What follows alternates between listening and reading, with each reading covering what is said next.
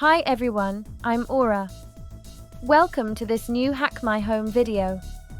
Today we're going to build an instant power meter, a really useful project to monitor your home's energy consumption in real time. How many times have we asked ourselves, how much power am I using right now? Or worried about exceeding the meter limit and ending up in the dark just as the oven or washing machine is running? With this device, we'll finally be able to see in real time the percentage of power being used and immediately understand how much margin we have before reaching the maximum limit. But that's not all. We'll also visualize the data on a LED light column, which changes color and brightness depending on the current power consumption. Orion will soon explain how this system works, and right after that we'll build the circuit together, assemble the electronic components, and develop the code step by step. Hi everyone, I'm Orion. Before we start building our power meter, let's take a look together at how instant electrical power works and why it's so important to keep it under control. Every contract with the power company defines a maximum available power expressed in kilowatts, for example 3.3 kilowatt hours. Before moving on, it's important to clarify something. To make our power meter work correctly, we need to have access to the instantaneous power consumption of the entire house.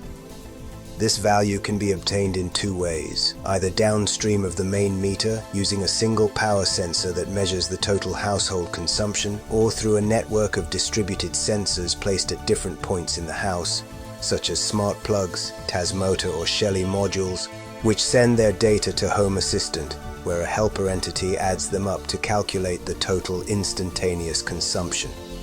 Personally, I believe the best approach is a hybrid solution, combining both a main sensor and a network of switches that monitor specific sections of the house or key appliances. It's exactly this instantaneous power value that we'll display in real time, turning it into a dynamic and intuitive LED column. If we draw more power from the grid than what's available for a certain period of time, the main meter goes into protection mode and cuts off the power supply, leaving us without electricity. Our power meter is designed precisely to monitor this power in real time. It measures the instant household consumption, compares it with the maximum configured threshold, and displays the result as a percentage of usage. The closer that percentage gets to 100%, the more the device changes color from green to red, warning us that we're about to reach the limit. If we exceed it, we enter the critical zone. And if we don't act quickly by disconnecting non-essential loads, a complete power cutoff from the meter becomes inevitable. We'll implement the controlled shutdown logic as one of the improvements to this project in an upcoming video, integrating it directly into Home Assistant, but only if this video reaches at least 1,000 views. Do you accept the challenge? Now let's move on to the practical part. We'll see how to build the circuit, assemble the LED column, and develop the code. Your turn, Aura. Alright, challenge accepted.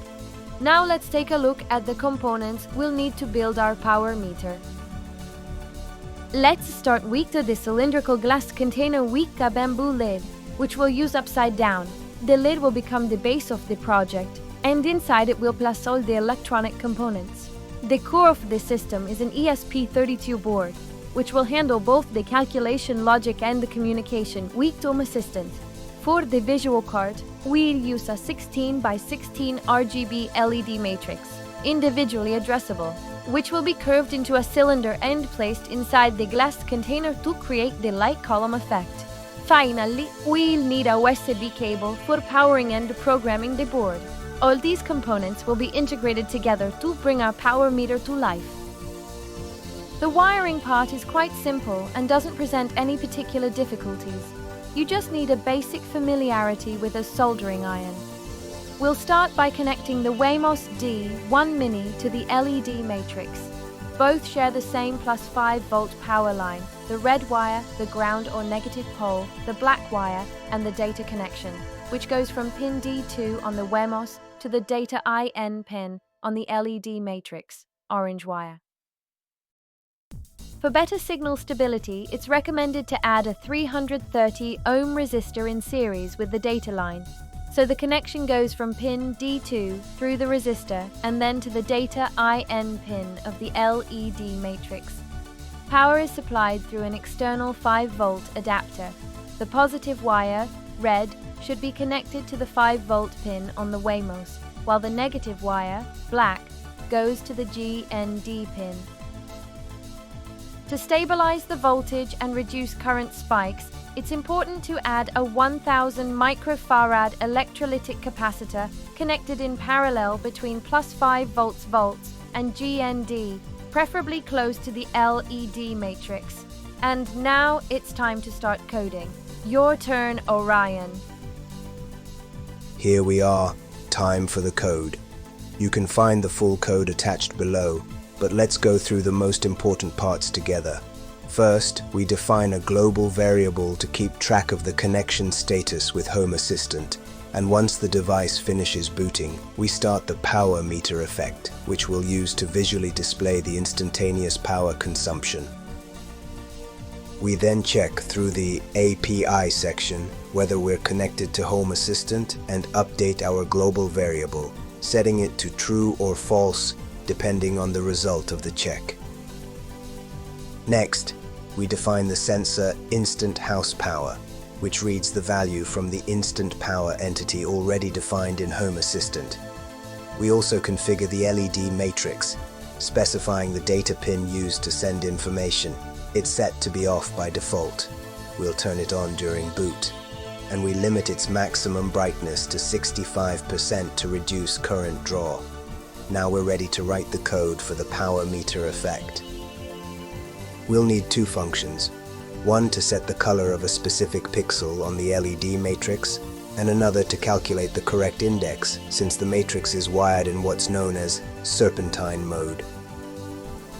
This section represents the core of the code. Here we calculate the variable filtered power, using an exponential filter to smooth out sudden fluctuations caused by quick changes in instantaneous power.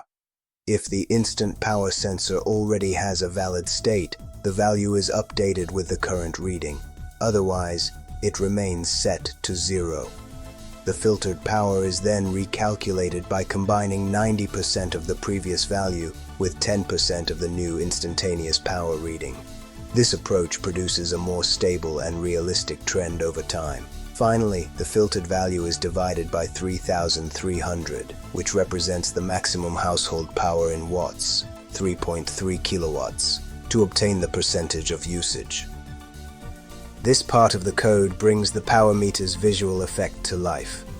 It calculates the number of bubbles to generate based on their density, which corresponds to the percentage of power being used. Each bubble is placed randomly on the bottom row of the matrix and takes on a color that shifts from green to red according to the instantaneous power level. If the connection with Home Assistant is active, the color will lean toward red. Otherwise, it will shift toward blue. Then all rows of the matrix are shifted upward, simulating the continuous movement of energy bubbles rising through the light column. Finally, the matrix is redrawn pixel by pixel, updating the animation in real time. This part of the code handles the numerical display of the power usage percentage. It calculates the text to show the instantaneous power percentage by converting the density value into a number from 0 to 100.